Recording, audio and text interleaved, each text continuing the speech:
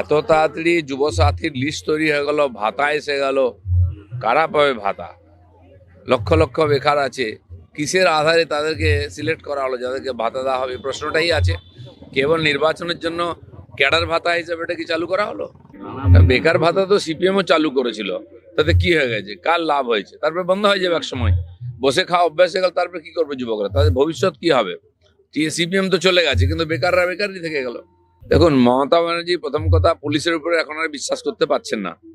পুলিশের উপরে ভর করে জিতে যেতেন, কিন্তু পুলিশের উপর ভরসা করতে পারছেন না, তাই রোজ অদল বদল করছেন। কিন্তু পুলিশও বুঝে গেছে যে এবারে পরিবর্তন হবে, তাদের জায়গা পরিবর্তন করে বাঁচানো যাবে না, আর সেই পরিবর্তনের পরেও তাদেরকে চাকরি করতে হবে।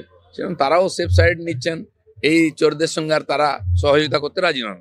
জেল না খাটলে টিএমসিতে বড় নেতা হওয়া যায় না। আগে আমাদের স্বাধীনতা সংগ্রামীরা জেলে যেতেন, তাদেরকে আমরা মাথায় করতাম। টিএমসি সেই কালচার নিয়েছে, যত বড় চোর তত বড় নেতা।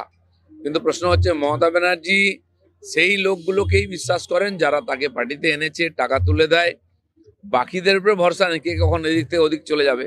গত ইলেকশনে তার যে অভিজ্ঞতা, ইলেকশন আগে হুড় করে সবাই বিজেপিতে চলে এলো, তো এই এদের উপরে আর ভরসা করতে পারছেন না, তাই পুরোনো লোকেদেরই ভরসা করছে। আমাদের যেটা আশঙ্কা ছিল যে বিরাট একটা সংখ্যা বাদ যাবে, এখনো আছে। যারা হাজিরা দিয়েছেন তাদের মধ্যেও বহু লোক এরকম আছে যাদের কাছে বৈধ ডকুমেন্ট নাই, যেন তাদের নামও বাদ যেতে পারে। না, এসআইআর হয় যাতে না হয় তার জন্য মমতা ব্যানার্জি চেষ্টা করেছেন, কিন্তু পারেননি।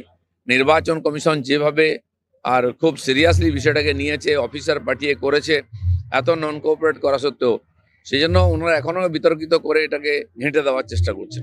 ব্যবসায়ীকে মারপিট করা, চাঁদা তোলা নতুন কিছু না, পুরো পশ্চিমবাংলায় হচ্ছে। অন্য রাজ্য থেকে যে ব্যবসায়ীরা এখানে ব্যবসা করতে আসতেন, তারা আর ভয়ে আসছেন না। ত্রিপুরার ব্যবসায়ীকে এক কাউন্সিলর তুলে নিয়ে গিয়ে আটকে রেখেছিল, টাকা দিতে হবে। তো এটা নতুন কিছু না। এই সরকার যতদিন থাকবে, এই তোলাবাজি, লুটতরাজ, মাননীয় প্রধানমন্ত্রী বলেছেন মহাজঙ্গল রাজ, সেদিকেই যাচ্ছে ব্যাপারটা।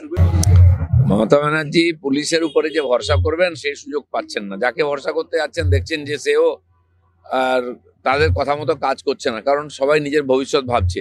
এ সরকার থাকবে না, কিন্তু কর্মচারীদের থাকতে হবে। সেই জন্য উনি সবসময় নতুন নতুন লোককে নিয়ে এক্সপেরিমেন্ট করছেন, কাকে দিয়ে কাজটা করানো যায়।